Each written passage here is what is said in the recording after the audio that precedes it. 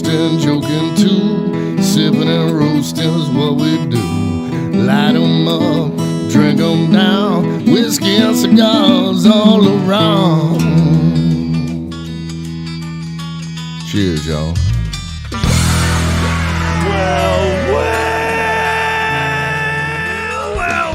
Oh, that sounds like a party about to happen, Welcome, guys. ladies and gentlemen, to this fine radio program, podcast, and video extravaganza known internationally Hi, Mom. as the world-famous Smokin' and Toastin'.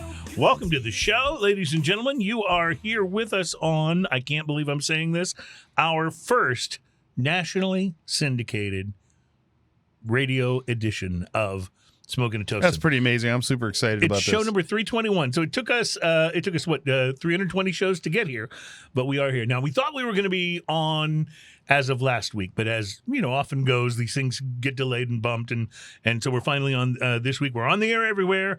But last week we had lined up a great special guest for the first on air edition because it was Blair Horler was with us from 4-6's Brewery. Yes, and that's so 4-6's awesome. has the whole Yellowstone tie-in, so I was all excited about that. But this week, it's Ian and I in the studio. We are on the air everywhere, and we have a lot to talk about. There's so many great new cigars being released. We have a list of cigars to watch for. We have 13 strong cigars for the full-bodied smoker that we want to get to. And experts pick the most underrated craft beers. I don't like to think of myself as full-bodied smoker. I like to think of myself as Big Smoke. Big Smoke. I like that. I like that. Big Daddy, Big Smoke. Big Daddy Smoke. It all works. So yeah, but I'm excited about this. Experts picking the most underrated craft beers. There you go. So this should be an interesting thing to jump into.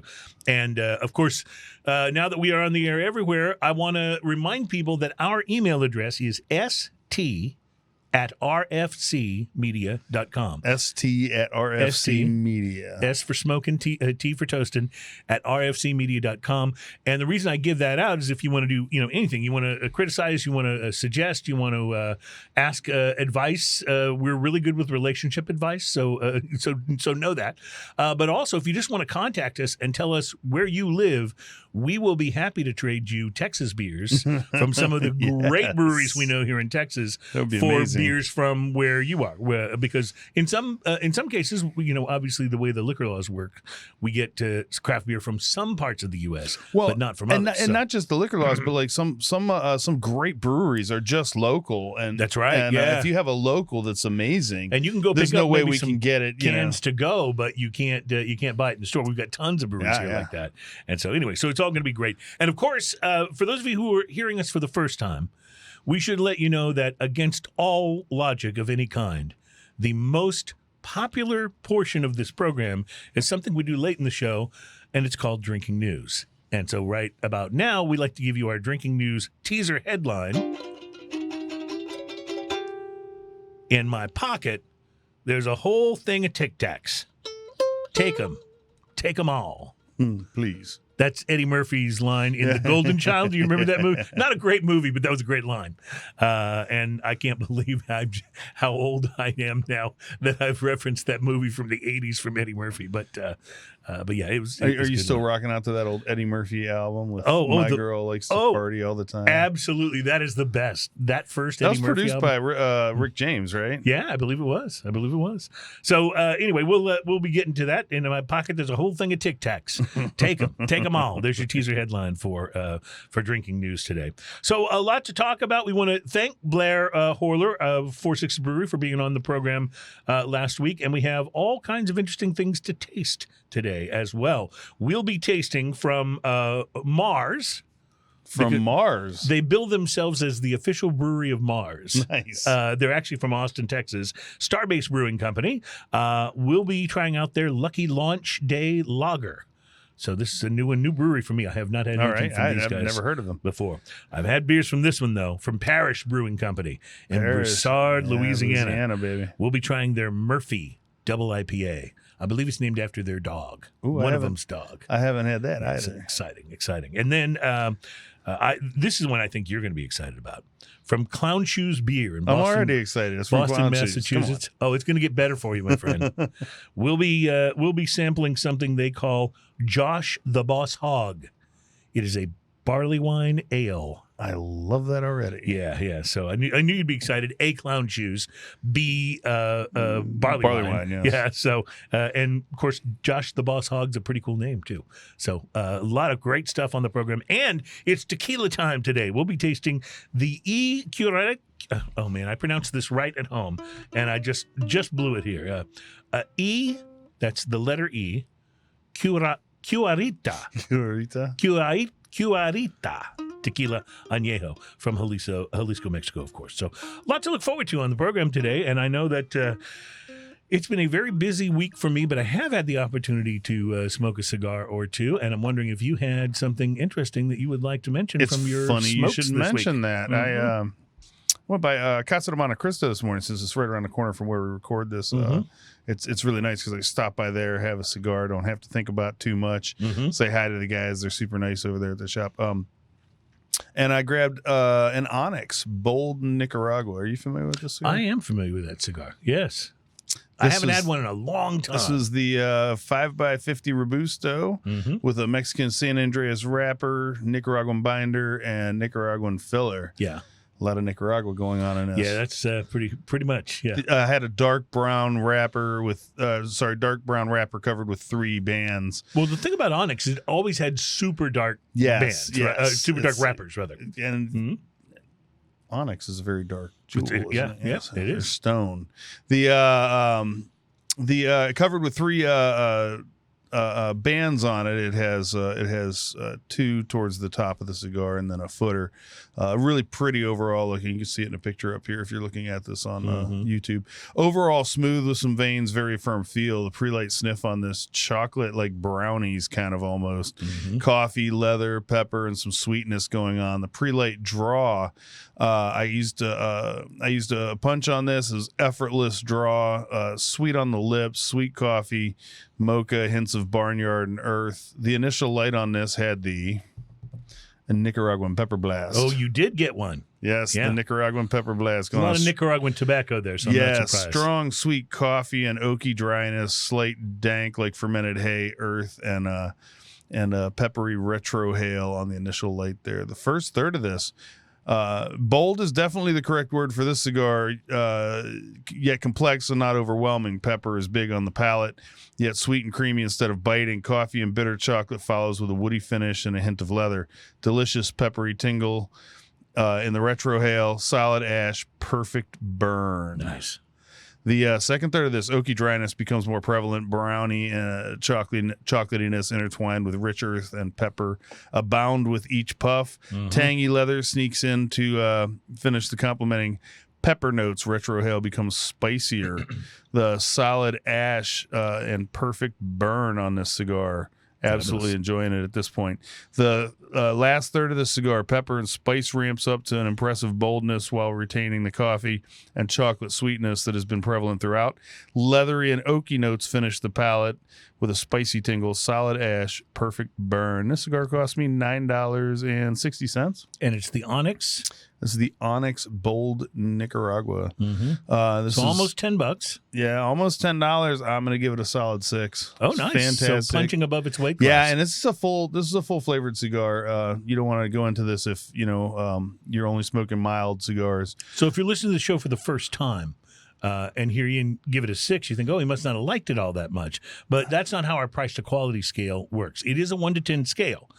But a 5 on the scale means you feel like you got exactly what you paid for. So rating something a 6 means, we wouldn't have, had we paid more for this up front, wouldn't have been disappointed if it had sold for $1 or $2 more. Yeah, and this was 5x50, so it's not a huge cigar, but it did smoke for a little over an hour. Nice, That's a small cigar. It had a long, cool smoke to it. It was very nice. Yeah. So any cigar that gets, and this makes it especially tough, by the way, on expensive cigars. Like if you're smoking a $15 cigar, man, to to get a 5, it's got to work pretty hard. Yeah. It's got to be pretty spectacular. Big time. And to get over a 5, you really know you've had something special. We've had some of the more expensive cigars rate really high. But what's more common is when we find an El Cheapo that actually kind of outperforms its price. Yeah. And so those have a tendency to get a little higher ratings. I had an interesting one this week with all of the great boutique cigars that are released all the time. It's easy to overlook the basics. Good stalwart cigar brands like Punch and Macanudo and Partagas and Hoyo de Monterrey. So this week, in a nod to the OGs of the non-Cuban cigar world, I smoked a Hoyo de Monterrey EMS Churchill, which is kind of the flagship of their line. Now, this cigar was made in Honduras using an Ecuadorian Sumatra wrapper, Connecticut broadleaf binder, and filler tobacco from Honduras, Nicaragua, and the Dominican Republic. And there was a distinct sweetness to the pre-light sniff and draw, almost like a little hint of honey. Once I lit the Hoyo, though, it did show itself to be a genuine Honduran with lots of nice spice and earthiness. And, Ian, you remember from when we were in Honduras at the Aladino Farm and Factory, those Honduran cigars have this certain earthy spice to them that just is kind of, it really lets you know they're from that region. And this definitely had that, and it was very enjoyable because of that. Now, I was a little irritated when I used my punch on it before I lit because the tobacco around the cap cracked a little bit. Oh, that's a little frustrating. But it did smoke without a problem, so no harm and no foul. I mentioned spice and earth on the palate, and those were the dominant flavors in the first third. In fact, they were the dominant flavors for pretty much the entire smoke, too. As it burned into the second third, a pleasant creaminess developed, which was a nice counterbalance to the spiciness that was on my tongue. More earth and a note of aged leather with pepper on the retrohale. Pretty straightforward, but very pleasant. The pepper ramped up a little bit in the final third, and I got a toasted almond note that I really like. I love toasted almonds. So anytime I get something like that in a cigar, that's extra special for me. So got that toasted almond note in the final third, and it was really enjoyable. More pepper on the retrohale and a very nice room note to this cigar. Even though I was outside, you still kind of test what the room note is, and it was very nice. Construction turned out to be very good, despite my initial worries about the crack near the cap. No burn issues of any kind as it smoked. I enjoyed the Hoyo de Monterrey EMS Churchill. Found it to be a bit more straightforward and not quite as complex as some of my favorite smokes, but the flavors that it did offer were really quite outstanding. I still had those flavors on my palate for a while after I finished smoking the cigar, which I really enjoyed. The Hoyo EMS Churchill is about a $6 cigar, and at that price, I think it's well worth it. I recommend this one, and I give it a big thumbs up, a 5.5 in the price to quality punching a little above its weight class. Yeah, just a little bit. I really did enjoy it. Like I said, not the most complex I've ever had, but I really did enjoy it. So a lot coming up on the program today. We'll start our tasting in the next segment with this Starbase Brewing Lucky Launch Day lager, the official brewery of Mars. And also one I forgot to mention, but I'm excited we're able to do this in our first syndicated broadcast. We will be doing something special today for both of our wealthy listeners. We'll be bringing you Cigar Aficionado's list of cigars that will set you back at least $100 per stick. So both of our wealthy listeners will, I'm sure, enjoy that segment. That's right. And the rest of us will just continue to subscribe to the Rob Report. And that'll be that. So a lot of good things coming. I can't wait to start tasting these beers. And we got tequila on tap today as well. So it's an exciting day for our first time we're on the air everywhere. Smoking and Toasting, show number 321. It's craft beer, fine spirits, and hand-rolled cigars. And we will be right back.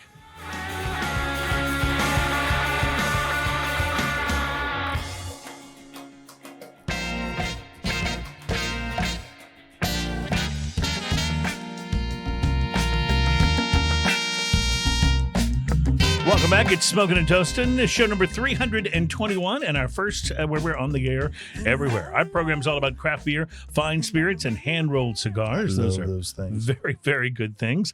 And we're excited to be trying out some interesting beers today here. And this is going to be this has been our tradition now for 320 shows, and I see no reason to stop it. We have tried many Yeah. beers. So we're doing our anniversary show on the 333rd show, which will be coming up in June. And I was doing the math and realized, if we average, and I know sometimes we have more, but if we average about 3 beers a show, that means we'll have done essentially 999 beers on the program.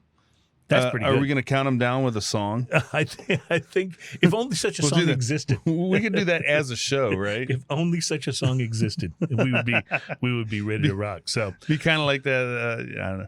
So Lucky Launch Day Lager is a Mexican style lager, and it is from our friends. I say our friends. We don't know them, but I assume we would be very friendly with them if we did. Yes. From Starbase Brewing in Austin, Texas. But it says so right on the top of the can, the official brewery of Mars. The official brewery. It smells great. Like on the nose, there's almost a honey and sort of like honey and Mexican spices all kind of thing working going together. on. It's there. really nice. Yeah. So Starbase, it says on the can. Let's see what it says. Classic light-bodied lager that is equal parts mellow and smooth, flaked maize and German malts merged to form a crisp, refreshing beer. Boasts an aroma of softly spiced hops and corn chips. Okay, I can go with that. Wait, say that again. Softly spiced hops and corn chips. All right, let me go back to this. Best enjoyed during rocket launches. You know what? I totally get the corn chips. Do you get it now? I can totally see it. Yeah. Oh yeah, the aftertaste is very corn chippy kind of thing. Chip. That's really unique. I love the can. The can has a kind of looks like a space shuttle. Thing, and you can see the in the background with International Space Station back there behind it, with a big heart right above Texas. Yeah, where Austin, Texas would be, I suppose. The goals of Starbase Brewing are to spread awareness for space exploration, to develop new technologies that directly benefit Mars colonization, and to be the first brewery on Mars. Our brewery is 100% powered by renewable energy, and we offset our entire carbon footprint. I can't read that. Of profits. 1% of profits are donated to science education. That's really cool. Texas. That is cool. You know what's very interesting, Ian, is that even with all the advances, very small, by the way. What's that? I'd say it was written very small. Yeah. I'm glad you were reading it, not me. I never would have made it. Even with all the advances we've made in renewable energy, to have a brewery be 100% powered by renewable energy, that's pretty awesome. That's really quite a feat, That's pretty awesome. Because breweries, that's one of the criticisms of all of the breweries that have popped up is that they leave a bigger carbon footprint than just say like if you opened a bar, for example. Well, I like to think that they're going back to like olden days before electricity, and they're just because they were brewing beer before electricity. Yes. The good old, we call those the good old days around here. Good old days. Well, I like this very much. It's very crisp and refreshing. Let me refill that for you. And I love the little corn chip thing. And I know that sounds like it might be gross, but trust me, it's not. So the corn chip thing is coming across with a little bit of like kind of bread. Like it reminds me a little bit of Fat Tire, how bready and pretzel-y it can be. Yes. This is very, very this is dough kind of forward. Good to know about because with them changing the formula on Fat Tire, it's a pretty good thing to have this could easily replace Fat Tire in my beer drinking repertoire. I like it a lot. In fact, we'll be directly affecting sales once again as I pick up some of this on my way home. Very, very good stuff. All right, we're smoking and toasting. Our program's all about craft beer, fine spirits, and hand-rolled cigars. We get into some more tasting, and I want to tell you about these for both of our wealthy listeners and for everybody else who just wants to dream. We'll be telling you about Cigar Aficionado's list of really expensive cigars. We'll be right back at Smoking and Toasting.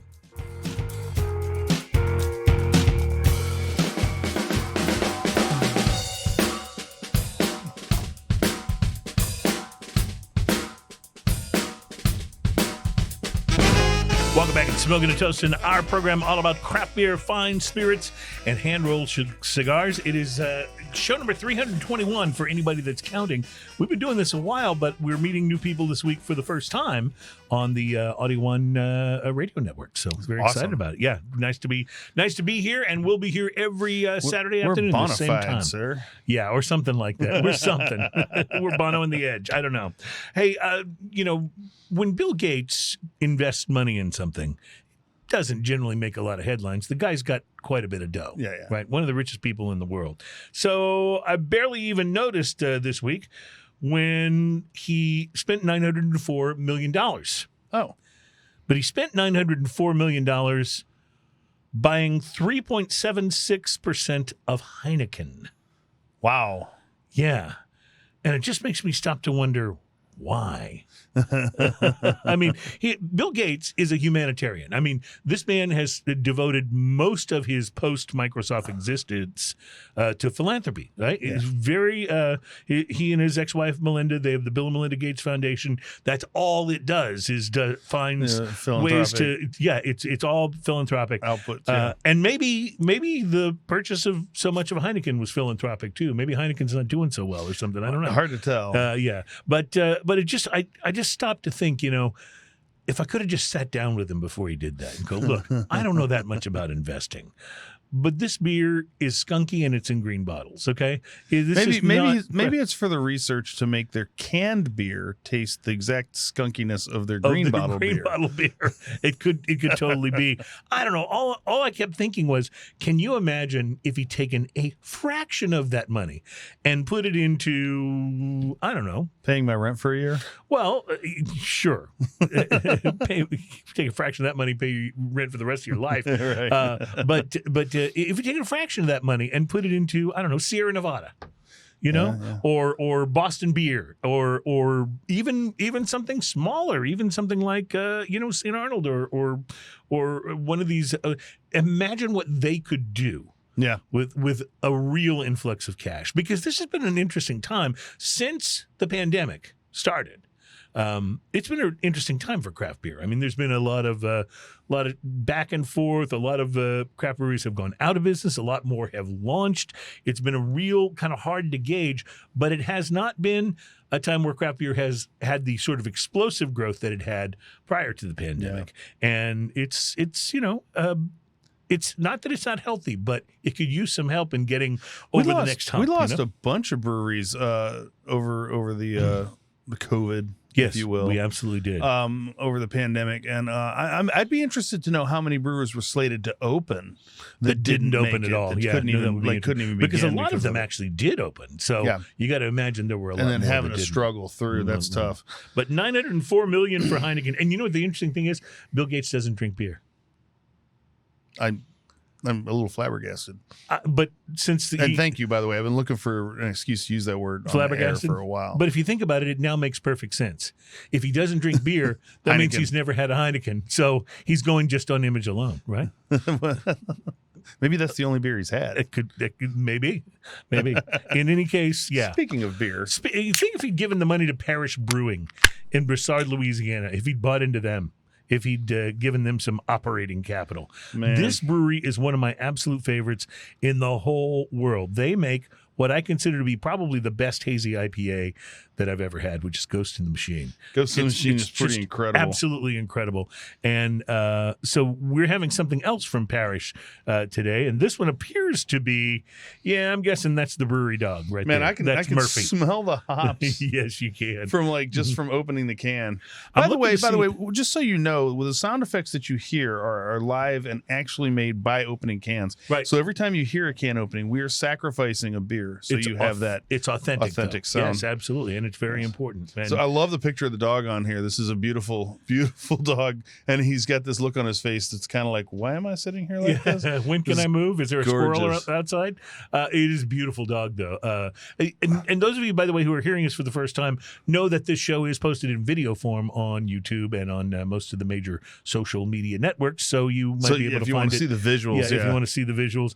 Sometimes the photos are very interesting. And sometimes we like to show you the beers and the spirits as we drink them too. So, that is hazy. Boy, it really is. This is Murphy. It's a double IPA. Does it say what the ABV is on this? It does. It's at 7.6. Okay, so 7.6 so a little above sessionable, unless you're me. Right. All right. So, oh man, it is so the hops are citrusy. Huge. I'm assuming they use Citra hops because there's so much Citra on the nose. So Strata, Idaho 7, and Citra hops, it says. There's not a whole lot of other information on here. Wow. They've got something But that there's a says beautiful Brewery picture of Good the dog. Boy and Barktender, Bartender. and a bunch of dog toys on here. Yeah, well, and a great photo of Murphy just sprawled out there on the brewery. You know, I floor. have a dog. We have a new puppy, and I Yeah. find that sometimes we buy our dog a toy, or we buy her some treats, and she's much more interested in the package. Yeah, Like she will eat the box. I did that a lot when I was a kid, which explains a great many things. No, my dog certainly has favorite toys. Her favorite is the soccer ball, but her second favorite is a little stuffed bottle of whiskey from Barrel. Oh yeah, I have one of those. Yeah, that's her second The favorite little squeaker toy. in there. Yeah, that's her second favorite. So let's talk about Murphy Double IPA.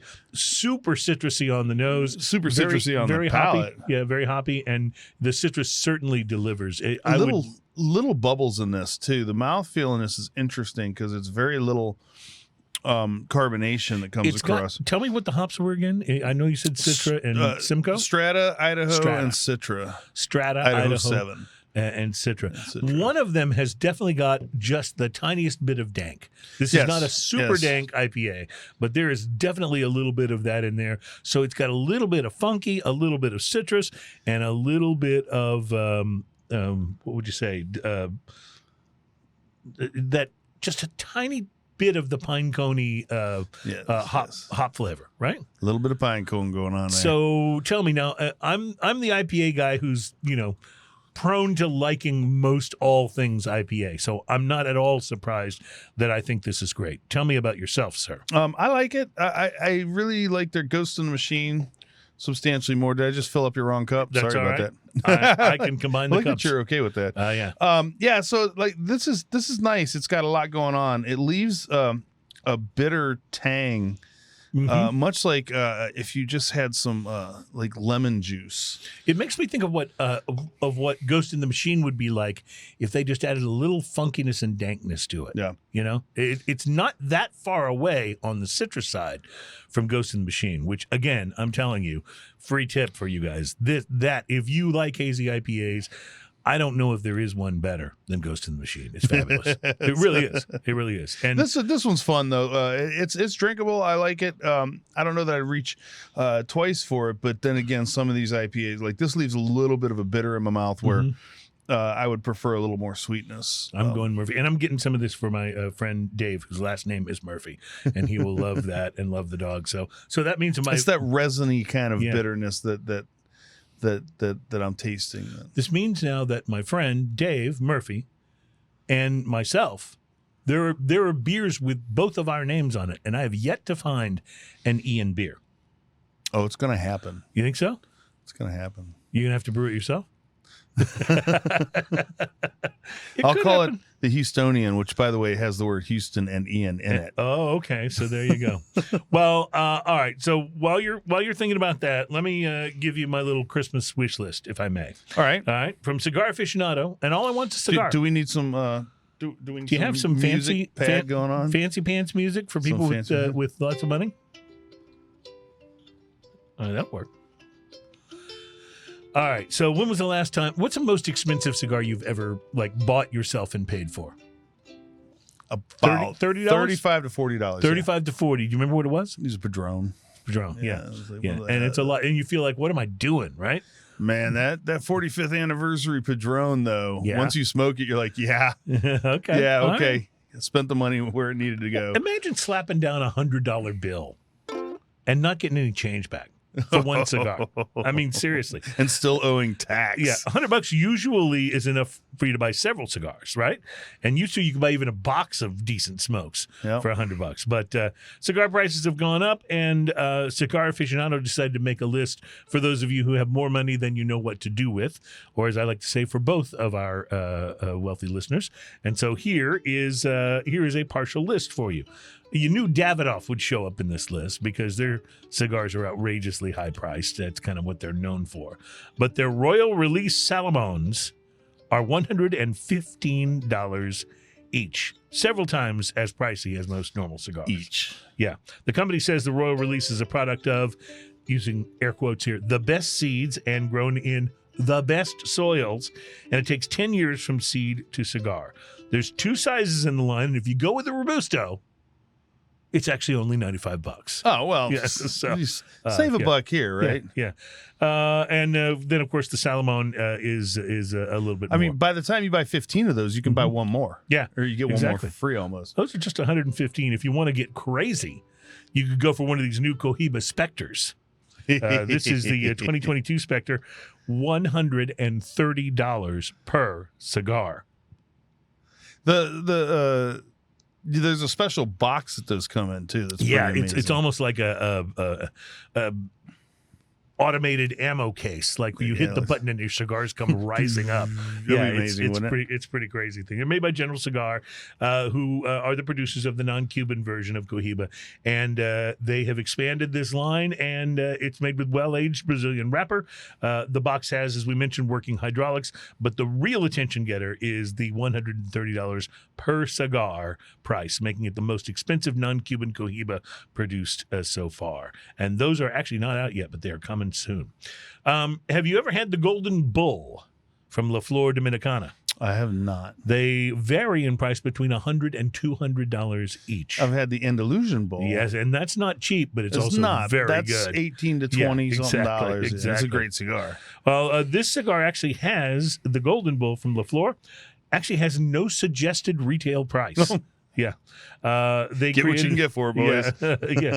This is basically a smaller version of the Andalusian Bull blend. And they made them available only to winners of an NFT auction. And there were 7 NFTs auctioned off, which went for $78,000 to $98,000 each. So winning gave the buyer the ability to order the cigars and then sell them at whatever price they want to. So Cigar Aficionado says they've seen them for as little as $60 per cigar, but $100 to $200 is more common. So very interesting. The Cohiba Bejique is $200 and each, $200 and up each per cigar. Oof. Now this is the Cuban Cohiba, and they sell. They've always been pricey when you can find them in Canada and other places, but this one in particular is. Far north of the $100 price tag, and a new price hike has made them cost even more. Nowadays, Cigar Aficionado says if you can find one, the Cohiba Bejique BHK 52, which is the smallest one in the line, will cost you roughly $200, and the larger ones will cost you, closer to $300. Wow. Yeah. The Cohiba Siglo de Oro is $250. That is another Cuban that has the Chinese New Year theme, and they tend to be pricey collector's item. Daniel Marshall 24-karat golden cigar. $290. So this cigar features real gold leaf. Now, people, will sometimes have gold leaf in like pricey desserts or drinks, right? But would you smoke it? Well, apparently Daniel Marshall, the humidor maker, thinks that you will, because they've had this cigar made with gold leaf in it. Cavalier Geneva had a gold leaf label. No kidding. Yeah. Yeah. But that was the label. You didn't actually smoke the gold leaf, You smoked right through it. Yeah. Cohiba 55 Aniversario is $300 a stick and more. Those are also Cubans. The Davidoff Oro Blanco, not a Cuban, is $600 per cigar. The name means white gold, and an entire box is more expensive than an ounce of real gold. So there you go. That's the Oro de Blanco. And finally, and this is the one where I'm like, okay, somebody must stop them. The Gurkha, His Majesty Reserve, $750 or more per cigar. Wow. Now, can you imagine, ponying up the money, getting your Gurkha, going to your favorite cigar shop. They've got one in stock. They've got it behind like automated, doors that have to unlock with a secret code and all that kind of stuff. But you say, I want the Three Gurkha. people have to turn keys I want simultaneously. the Majesty Reserve. You plunk down your $750 to $800. They give you the cigar. You take it home. You sit back out on your smoking area, wherever it is in your place, right? You light it up, and it very quickly falls apart in your hands because it's every a Gurkha. other Gurkha. That would be the most disappointing. You just spent $750 Would you take it back? I would. I totally would. I totally would. I didn't take back the Gurkhas I've smoked that started to fall apart, but I would definitely take that Gurkha back. All right. In fairness, the last Gurkha I had did not fall apart. It smoked pretty good, but so maybe they're getting better. There are different lines of them. Yeah, and some of those lines are $750.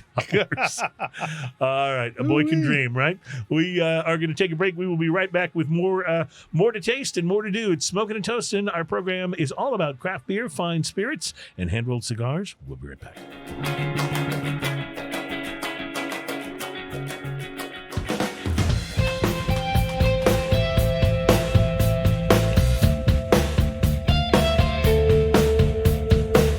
Welcome back. It is Smoking and Toasting, our program, as we have stated before, all about craft beer, fine spirits, and hand-rolled cigars. And I'm excited about today's drinking news. By the way, it's I think it's going to be an interesting one. Drinking news often devolves into just stories about stupid criminals or people from Florida or Nicolas Cage. Exactly. You gotta love all of those topics and all of those. So, tell you about some cigars that you might want to keep your eyes open for. We always like to tell you about these so that when you kind of see them, at some of our favorite tobacconists, you walk in, they've got that little display right up front of the new things. And you may go, oh yeah, I heard about that.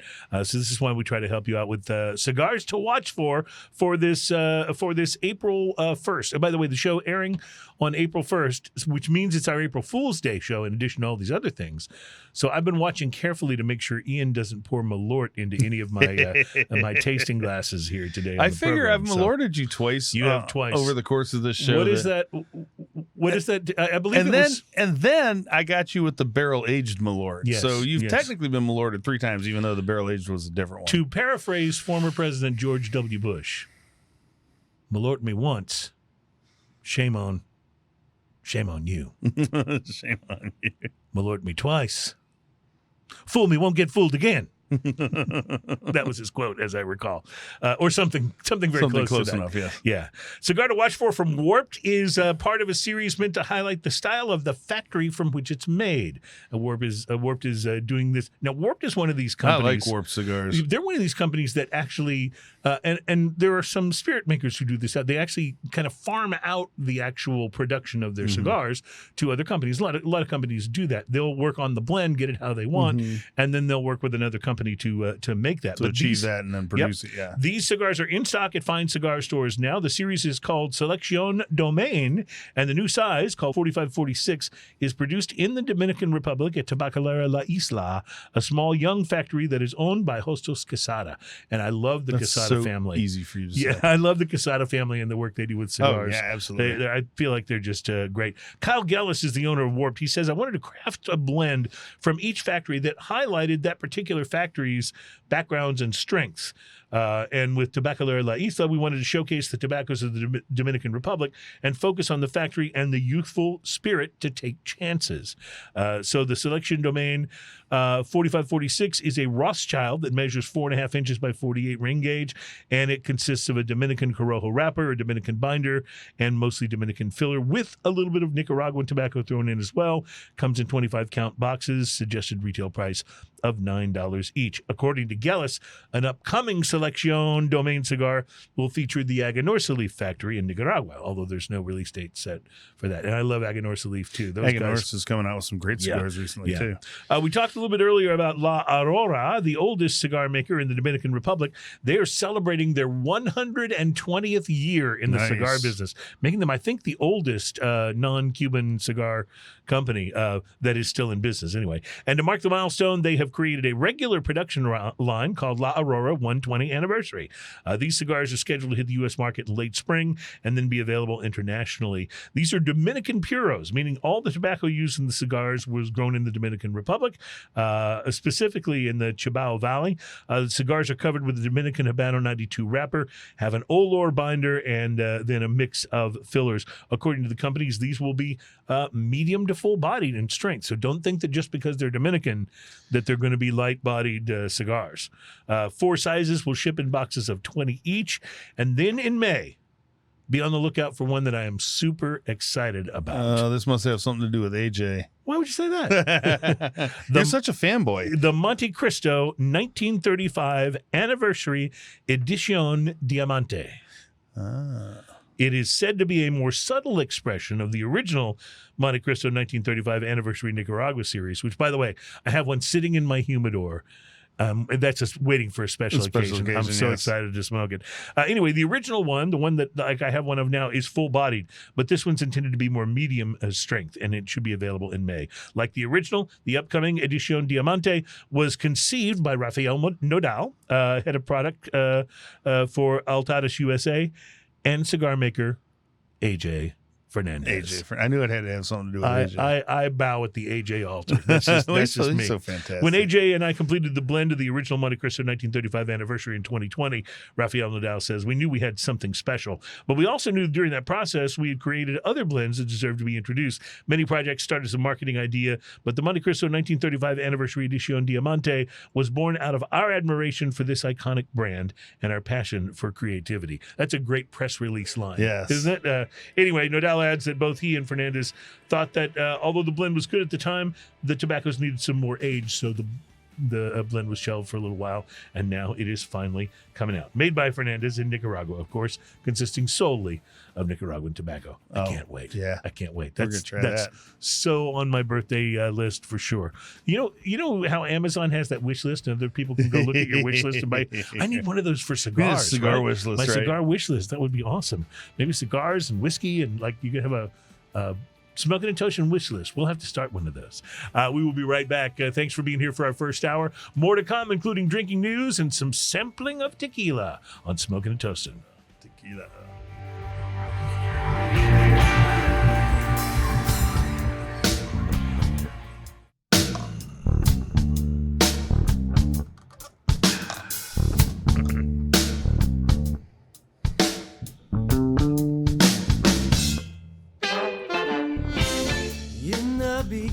Welcome back at Smoking and Toasting. Our program is all about craft beer, fine spirits, and hand-rolled cigars. And in the fine spirits category, we're going to talk a little bit about tequila.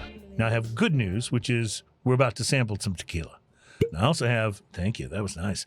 Also have some rather bad news, Ian. Agave farmers are warning of a potential tequila shortage again. What? Apparently, it's supply chain shortages and a surge in tequila demand. Apparently, tequila growth is just, as a spirit, is just absolutely off the charts. And we've seen prices increase, but we've seen U.S. tequila consumption increase. And agave farmers are saying, if this continues, it's going to be more difficult to get your favorite tequila. So I've poured the El Cuarenta tequila here, and I just want to point out that I wanted to thank you very much for keeping up with OSHA requirements for safety in the workplace, because you brought in this tequila. This is from your own personal, and you took the time and effort to take the plastic wrap off the top, so there's no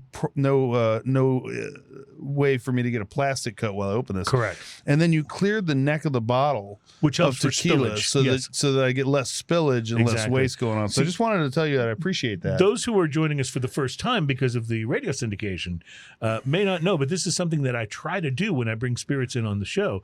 Is my real goal here is safety first. Safety first. And I don't want Ian to run the risk of getting a cut. Do you know how painful plastic cuts can be? I mean, it's like paper cut, but worse. Yeah, right. Yeah, absolutely. Yeah, it's like trying to open one of those, like, what do they call those? The gator packages or whatever they're called. Yes. It's very dangerous, and an untold number of people suffer from unreported plastic cuts in the workplace each year. Absolutely. And that's an actual legitimate And fact. If it gets infected, you have to put a little Neosporin on it. That's right. And it takes days. And when you have a cut on your finger, you feel like everything you do, you feel that cut all over again because you're touching things. So, yes. So what I do is not only clear the plastic, but as Ian said, I also try to remove enough of the tequila from the neck of the bottle so that... this smells wonderful, by the way. It's like right off the nose. It's peppery. It's got a little. It's agave and it's buttery. Butter. Yes, is what I was just going to say. It's more. I've had a few tequilas where you get butter on the nose, Definitely, but it's not as common. Definitely buttery. This is Cuarenta. Did I say El Cuarenta? No, I think you said Cuarenta. I think it's Cuarenta. Cuarenta. Okay. Cuarenta, as white people would say, or 100% puro de agave, echo in Mexico, hecho in Mexico. Let's see. Blue agave, double distilled, chill treated. Let's see. Here's the part used American oak is what it's aged in. So here's the part of the show where I pretend I'm tasting this for the first time and go, wow.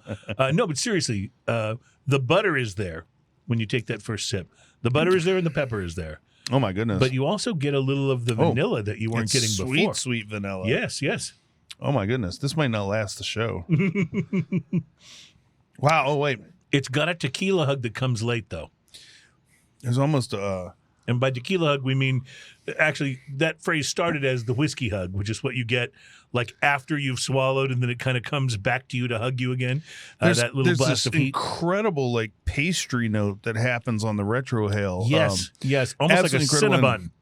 And then on top of that, it's got the like the aftertaste leaves a little bit. There's a little pepper in the aftertaste. There's a little of that tequila hug warmth, and then there's that like that fine powdered sugar that you would put on. Yes, you get. So you combine that powdered sugar flavor and the butter, and you get Cinnabon and the vanilla too. Yeah, like, it's crazy. Yeah, that's really wow. This is outstanding. What does a bottle of this go for? It's about a $70 bottle. Holy cow! Yeah, producing a bottle. I think you already mentioned all that stuff. Jalisco, Mexico. It has to be. I can't pronounce all this stuff. It's okay. Not while I'm reading it on the air. Well, I'll tell you this much: it reminds me a little bit of the Skelly, which is one of my all-time favorites. Skelly's a little more expensive than this, but in what reminds me of Skelly is kind of the buttery smoothness. Yeah, it's a beautiful bottle. This one too does come back and give you that tequila hug in a little more definitive way. It is pleasant though, like than the Skelly does. That warmth is pleasant. There's no harshness to this at all. Like this is so incredibly delicious and there's a little savory into it as well. And it said in this article about the agave farmers that agave prices have gone up 10 times from where they were 10 years ago. So think about that. Oh my goodness! So when we're complaining about the price increases, like in Skelly and some of the others, and I have complained. Well, Skelly has doubled. Yeah, I mean it absolutely has doubled. A little more than doubled. More than doubled. It was $40-ish. The first bottle of Skelly Anejo that I bought was $38. Yeah, the first one, and now it's $100. If I could get it for $38, I would be doing jumping jacks. I'd be so excited. This is definitely worth getting at $70. This is at fantastic. $70. Yeah, I feel like this is totally worth it. It's not Reserva de la Familia, but it's about half the price of that. So right. So it's but it is not half the good. It is still quite good. It is. It really is. And I'm again, I'm really glad that I don't see you over there, nursing cuts on your fingers and yes, stuff. Thank you for that. It's funny when you get to those price points because you can get some great tequilas that are $40. Right. No problem. So you spend $40 on tequilas. We had one on the show recently. It was $38 and it was fantastic. Outstanding. Yeah. And when you double that price, let's go into this price range. This is 70, not quite double, but you get the idea. It's not that it's twice as good. There's anytime you're spending more than that, there's a diminished return on that point. Sure. And and when you double this price and go into the Reserva de Familia, again, that's not twice as good. But boy, is it good. It's really good. But the same thing, you are paying for that refinement. You're paying for that higher end liquor. It's pretty amazing. Right. And it's it's kind of like cars. Like, is a Lamborghini really 4 times as good as, say, Mercedes, coupe? Probably not. But it's 4 times as expensive. You know, so it's and I'm probably getting that wrong. Car nuts, please forgive my ignorance. Because it's probably more like 8 times. You're right, it probably is. but part of it is the prestige, right? Of doing it. It's kind of like those expensive cigars we talked about. Here's the thing. Here's the truth about it. Whether it's liquor, whether it's cigar, we talked about expensive cigars or expensive cars. If you can afford it, and that's the thing you want. Yeah. Then by all means get it. Make yourself happy. Absolutely. Like I can't hate on anybody that has a Lamborghini because, damn, that's a nice car. Yeah, exactly. But it's kind of that way with cigars. Like people are that way with Cubans, for example. if they get their hands on some Cubans, they're not just the everyday smokes while they're walking the dog. These are the smokes you hand out with, when friends come over that you want to impress, and you go, all right, we're going to sit and we're going to really enjoy these. And we get the Cubans. And this tequila, to me, kind of comes in the middle. Right. It's not that, it's not so expensive that it's special occasion only, but it's expensive enough that you want to make sure you're not making margaritas with this. You know what I'm saying? Although they'd be damn fine margaritas. I'm sure they would, but you would definitely lose some of the subtlety of this. No question. In there, no question. Are you familiar, Ian, with Uprocks? Yes. The website. Yes. We've looked at a number of their things before, and they've always been very interesting. Uprocks put together a new list where craft beer experts. I don't know what exactly qualifies you as an expert, but I guess probably some brewmasters, some bartenders, some people who are knowledgeable in the field. They are naming the most underrated beers to drink this spring, and it gives us one of those lists I like so much because I love asking you, have you tried Is this one of those lists where we haven't tried any of them? I don't know. It'll be interesting to see. I have not tried the first one, and it is the Troggenator from Trogs Brewing. Trogs. So I've had the I think. Let me see the package. I can show it to you right here. I want to call it the Troggenator. Yes, I have had that. That's been out for a while. It's a double bock beer. And, it's Troggenator. That's why Troggenator. Well, I was getting it wrong. That's what was happening then. So, okay. Gotcha. When the brewmaster at Two Roads Brewing in Stratford, Connecticut, Phil Markowski, was asked about the most underrated beer, that was the one he said that jumped to his mind. So it's Troggenator. I was mispronouncing it. And I believe that's a Pennsylvania beer, isn't it? That's a very good question. I think it may be. Yeah. Troggenator, yes. The head brewer at Bootstrap Brewing in Longmont, Colorado, Jim Bruckner, picked Hogshead Chinwag ESB, and this is not one that I have heard of. Man, before. I love ESBs, and I am sad that most companies don't make them. Mm-hmm. There's a few here in town that are quite good. And he says, by the way, about this, because I know people love this beer, but it's a small brewery that doesn't get much attention. Yeah. And he wanted to call them out and give them some attention. It's cask conditions and beautiful, crazy drinkable, and served in imperial pints. Oh, that sounds pints. amazing. Yeah. Yeah, I so want to try this beer because I love ESBs too. I do too. I always have. Our grain master of my local brewworks in Philadelphia, George Hummel, his pick, Anchor Steam. Anchor Steam is great. Highly underrated beer. He said it just doesn't get the credit it deserves from modern beer lovers. It's one of the earliest craft beers too. It's been around forever. Mm-hmm. And it, in fact, didn't it essentially start craft brewing? That wouldn't surprise me. I believe it's one of the earliest ones ever, and it's kind of its own style I believe too. That's the case. Yep. Fremont Lush IPA, chosen by Brian Donaldson, the brewing innovation manager at Lagunitas.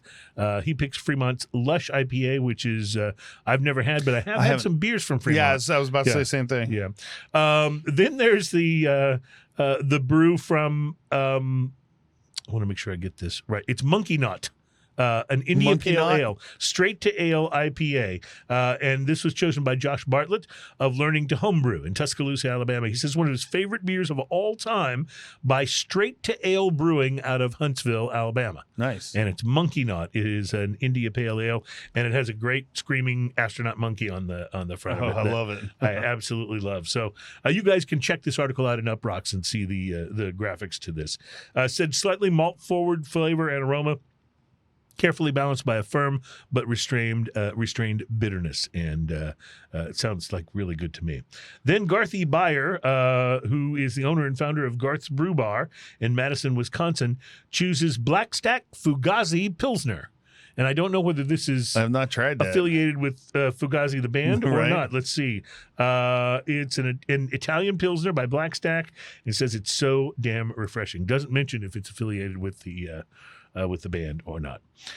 There is the Treehouse Old Man ESB, second ESB on the list. 2 ESBs on the list, yeah. Kyle Warren, the lead brewer at Exhibit A Brewing in Framingham, Massachusetts, which is outside of Boston, picked this one. He said, Treehouse Brewing Company's Old Man says, when I head over to one of the East Coast's most popular breweries, known for doing their part in the haze craze we all exist in, I tend not to order an IPA or a double IPA or something with the theoretical equivalent of 20 pounds of hops per barrel.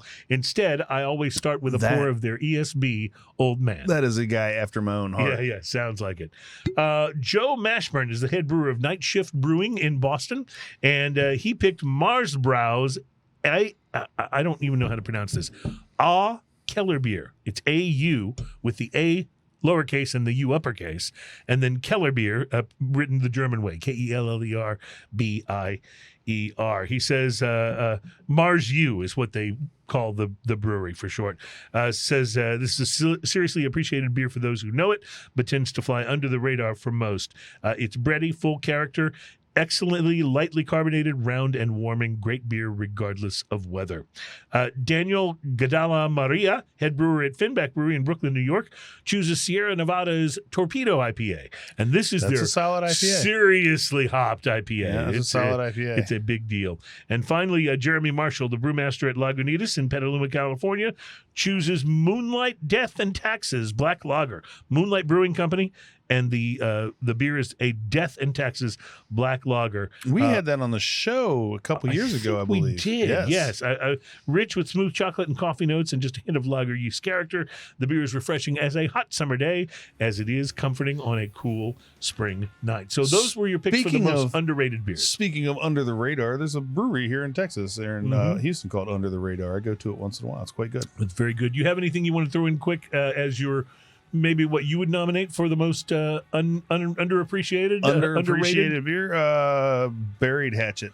Oh, dude, you're so right about that. Buried Hatchet. That is one right out of Conroe, Southern Star Brewing. Beer. Amazing. Absolutely. I'm going to think about mine while we take a break, and we will be back. We still have a little more beer tasting to do, and we're getting closer to drinking news. It's Smoking and Toasting.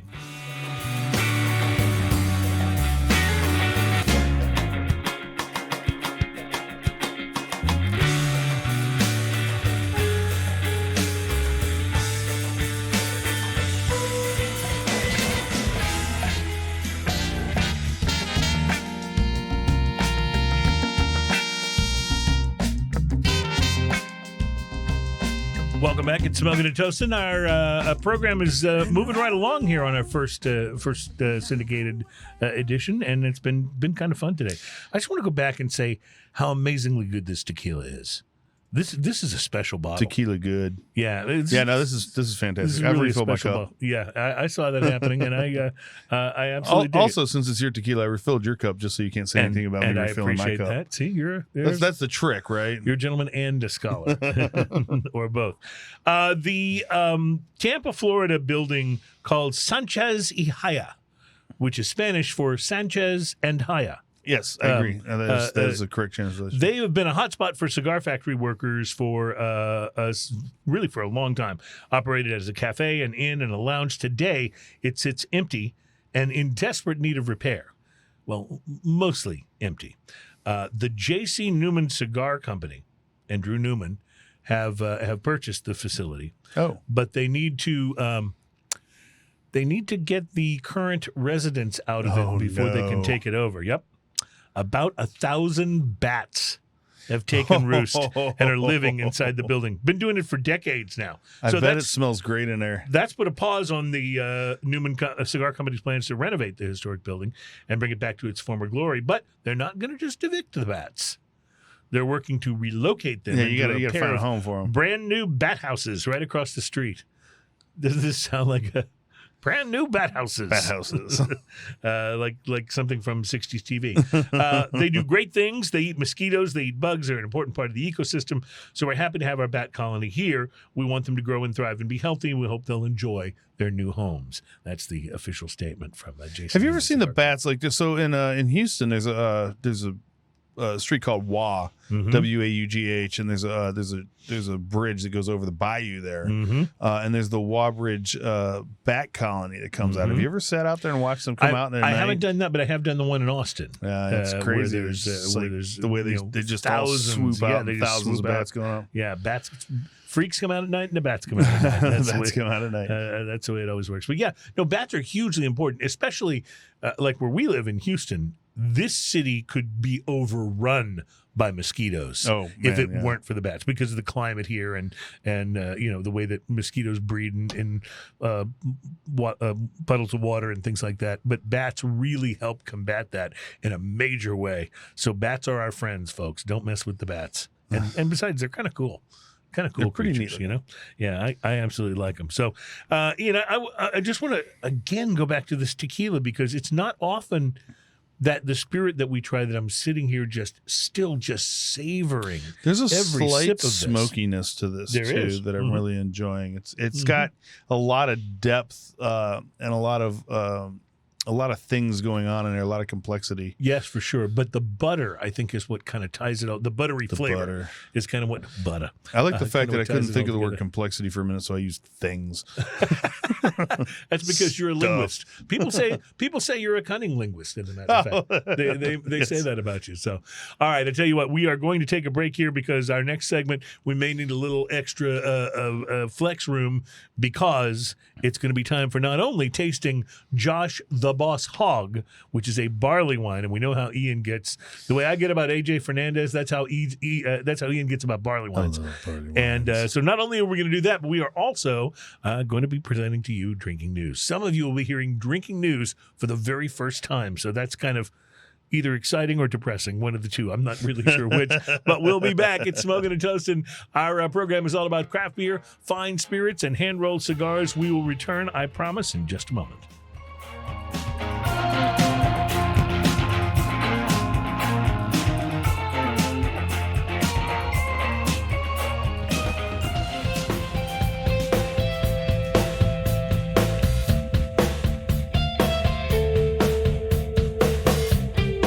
Welcome back. It is Smoking and Toasting. Our program's all about craft beer, fine spirits, and hand-rolled cigars. And speaking of fine spirits, I am still just absolutely digging this tequila. That's really good. It's just, it's even better than when I, did the mandatory clearing of the plastic and clearing of the neck of the bottle. You know what I was thinking, though? Yeah, what's that?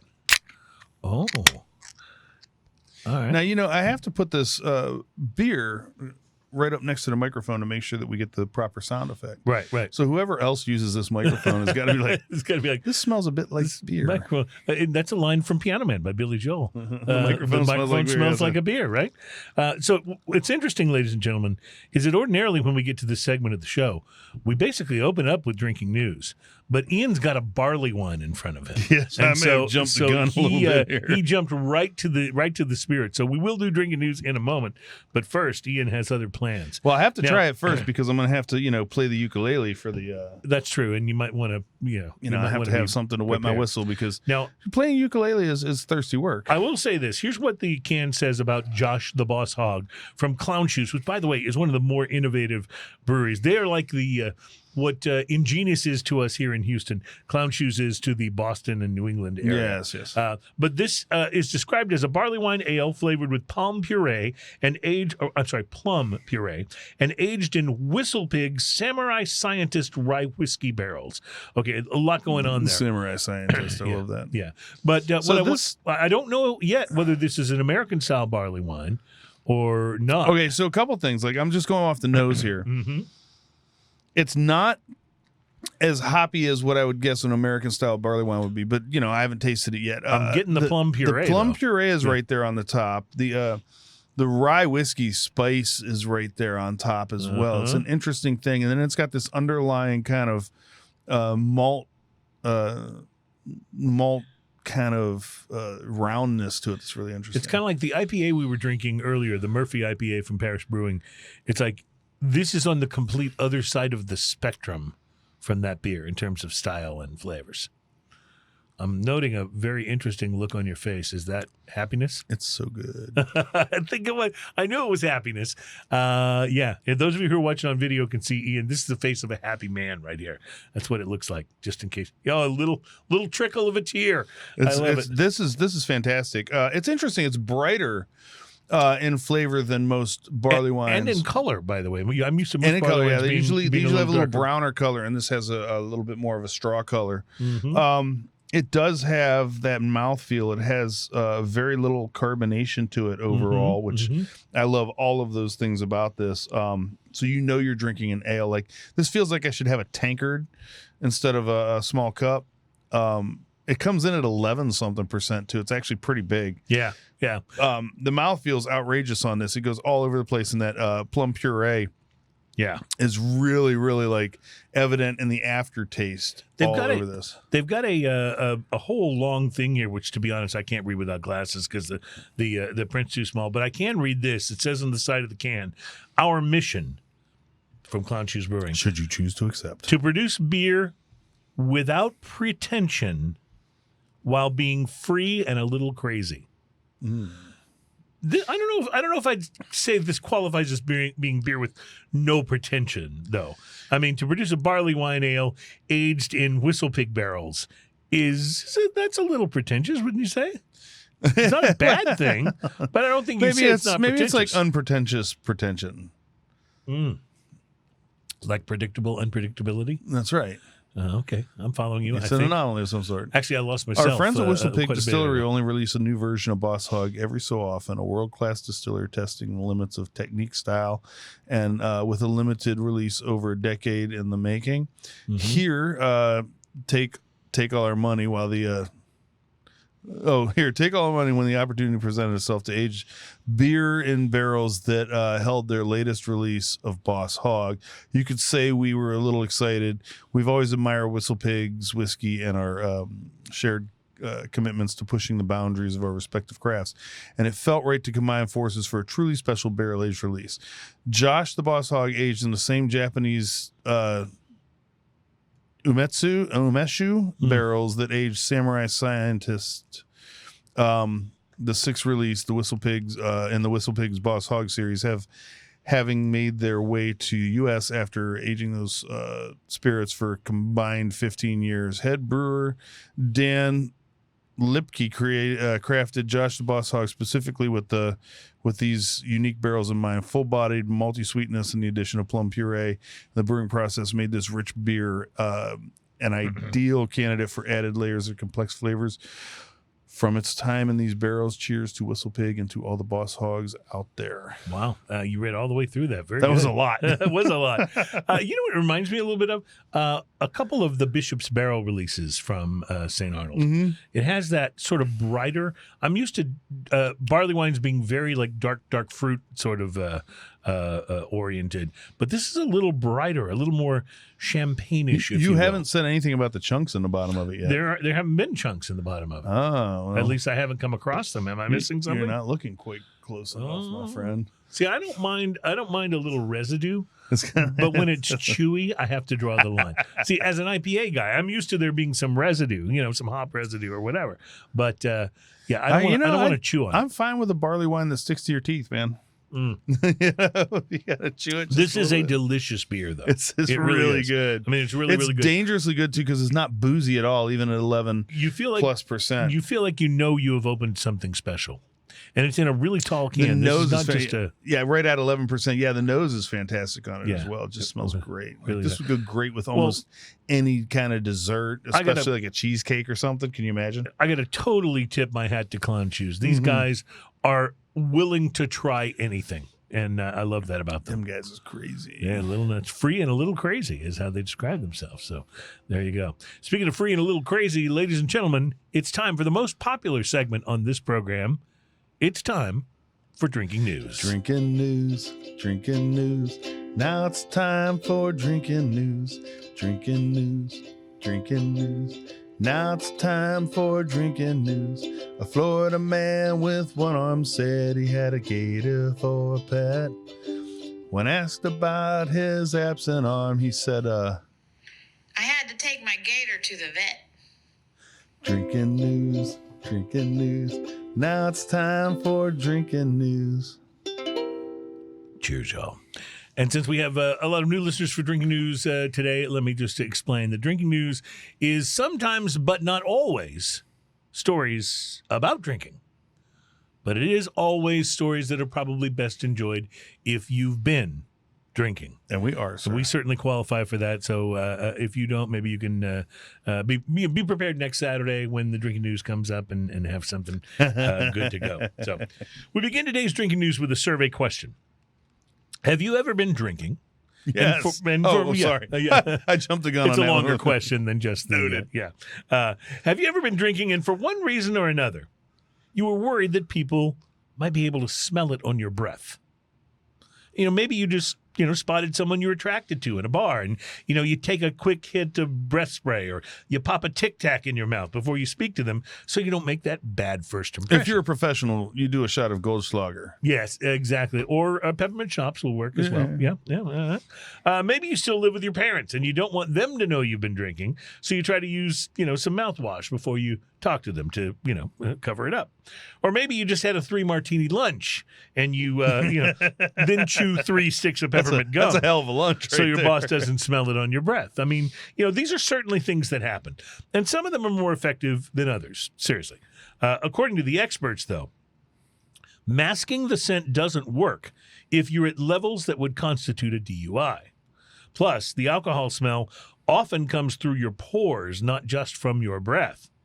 If you've been pulled over, officers also know what other evidence to look for besides just the smell of your breath. That's why a South Carolina man... Sorry, we had a Florida man last week for what we thought was going to be our debut in syndication, but today South Carolina takes the trophy. A South Carolina man got in some real trouble after he roared past police in his car at a high rate of speed and then swerved into the opposite lane right in front of them, which is always a good thing to do, by the way, when you spot a police car. Cut the cop off. Yeah, always a good thing. Because you got to think, no one who's been drinking would do that. Right, exactly. You have to be sober if you're going to do that kind of stupid thing. Officers pulled the man over, of course, and when they got out of their patrol car to approach his vehicle, the man apparently sprayed Axe body spray into his mouth in an attempt to cover the scent of the alcohol on his breath. Not only did the body spray fail to work, but officers also discovered a 12-pack of beer with 11 of the 12 containers open and 10 of them nearly empty. Needless to say, the man was arrested. That might give you away a little bit, you think? Let's talk about this for just a moment. Ladies and gentlemen, just so you know, Axe body spray is absolutely disgusting. Nothing says I have never, ever in my life gotten laid like the smell of Axe body spray on your person. That's not what the commercials tell you. Yeah. I have no idea how this company even stays in business. But I can only Teenagers. imagine the officers approaching the car, asking the man to roll down his window. And then when he speaks to them, they're assaulted with this heinous aroma of body spray hell spewing from his mouth. I mean, nothing says, please use a breathalyzer on me more urgently than your breath smelling like an 18-year-old dumbass who just got done playing basketball or mowing the lawn and decides, I don't need to take a shower. I'll just spray some of this stuff on myself. The man was booked for DUI and spent the evening. What? Sorry. Remind me to tell you something. I have a concept game in my mind. Yeah? It's called Strip Club the Game. Yeah. Just remind me to tell you that sometime how it works. That sounds like fun. We can do it on the next segment or something. The man was booked for DUI and spent the evening in the drunk tank, where the other people there spent the entire time trying to stay as far away from him in the holding cell as they possibly could. So the morals of this story are this. A, of course, do not drink and drive. This is why God invented Uber. Use it. Yeah. And B, if you're going to try and freshen your breath, maybe use something other than a scent that lands somewhere between the bottom of a bird cage and sweaty baby possums. I'm just saying.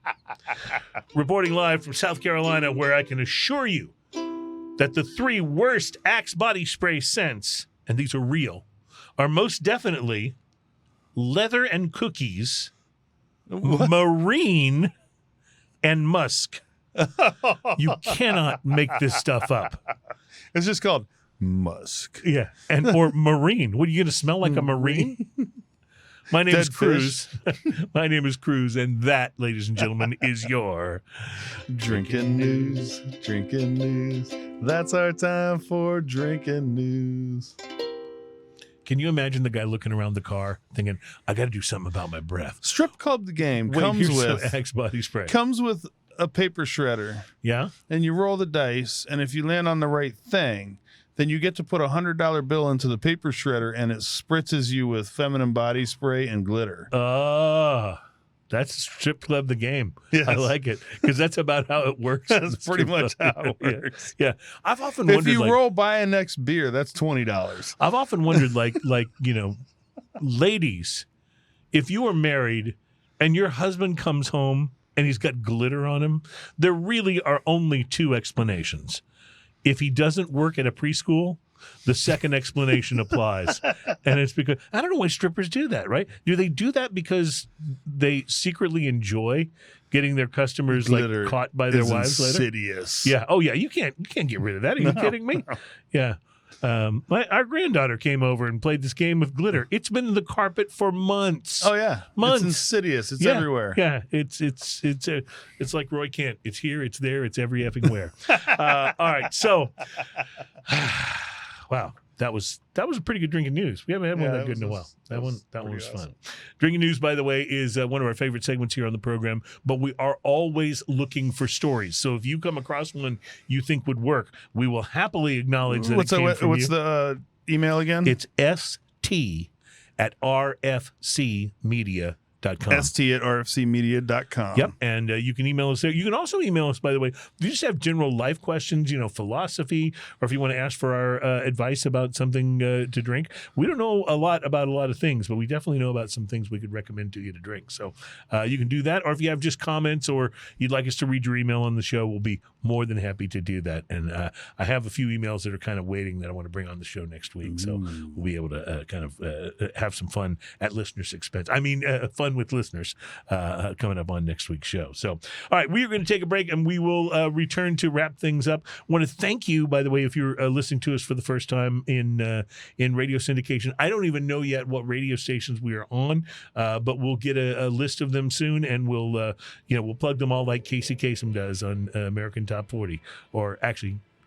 You guys probably don't know who that is. He's been dead for like half a century now. Anyway, we'll be right back. It is Smoking and Toasting. Our program's all about craft beer, fine spirits, and hand-rolled cigars. We'll be right back. Cheers, y'all.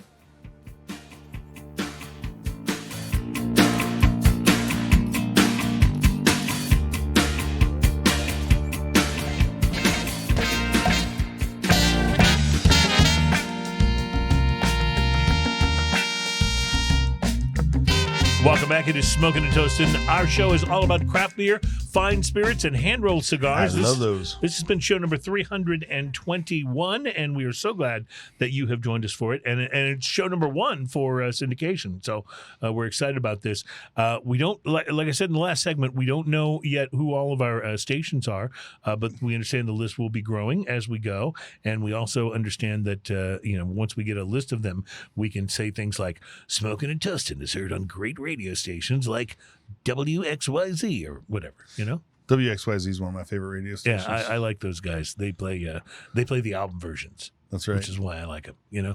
I hate the single versions. I miss the whole. Remember when you used to get an album, and you would take it home and you'd open up that big album and you'd put it on and you'd sit there and stare at all the artwork and stuff. I miss that. Totally. But you can still do that because vinyl actually is outselling CDs now. In fact, that just happened, I think, this last month. Do they still even sell CDs? Yeah, they do. But surprisingly, very few people buy them. So vinyl is now outselling them because people are buying vinyl to play. I don't have a record. turntables I don't and have a record player. Yeah. I actually gave away my record collection quite a few years ago. Yeah, I did too.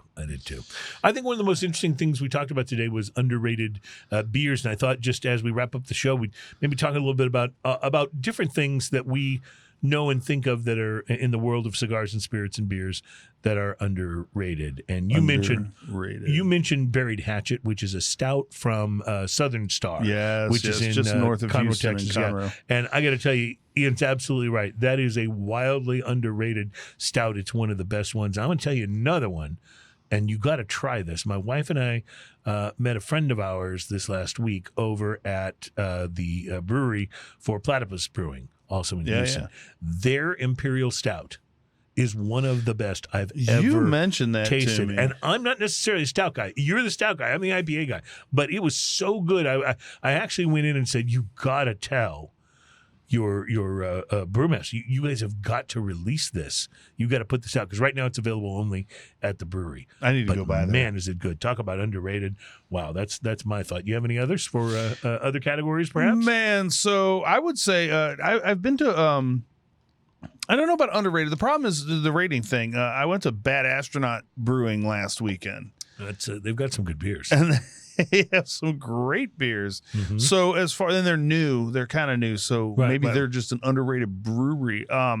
Beers, Wicked Awesome from Eureka Heights is an ESB that they make here in town. We've talked about ESB a lot today, but that's a really good one. Yeah, yes, and I'm a big fan of the ESBs.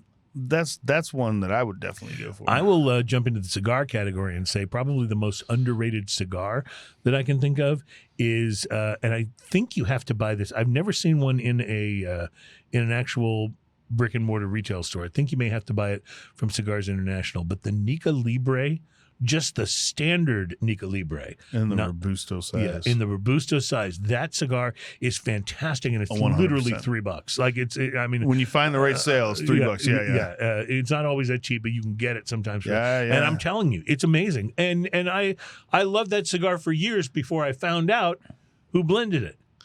Of course, AJ Fernandez. Yeah. I was amazed. I will go with an underrated cigar as well that just doesn't get a lot of attention nowadays. Yeah. But the Hoyo de Monterrey Dark Sumatra. Oh yes, that's a great And that's cigar. a $5 to $6 cigar, I believe. It's been a while since I've had one, but it's $5 to $6 cigar as far as I remember it, and those are fantastic, absolutely amazing. I'm gonna jump into the whiskey here. I think underrated, the Four Roses. Just the regular old Four Roses. Yeah, inexpensive Four Roses is and quite good. wonderful. I'll go underrated. I'll say Old Granddad Bottled in Bond. That is inexpensive and fantastic. And one more, Slane Irish whiskey. Slane Irish whiskey, absolutely. Man, it's so inexpensive and so worth it. It's absolutely. And you wonderful. Tried the special edition that they came out and with. it's even better. I mean, it's about twice the price, but it's even better. It's even better. It's so good. It's wonderful. Well, you guys are underrated for sticking with us through this entire program. We want to thank you for that. We will be here at this time. If you're hearing us on the radio, we'll be here at this time every Saturday afternoon, starting at 2 p.m. And you can check us out here. You can also check out our podcast. We're on all the major podcast platforms, and you can find the video version of the show all over the place. We recommend going to YouTube. It's kind of the easiest to see, I think, if you go to YouTube.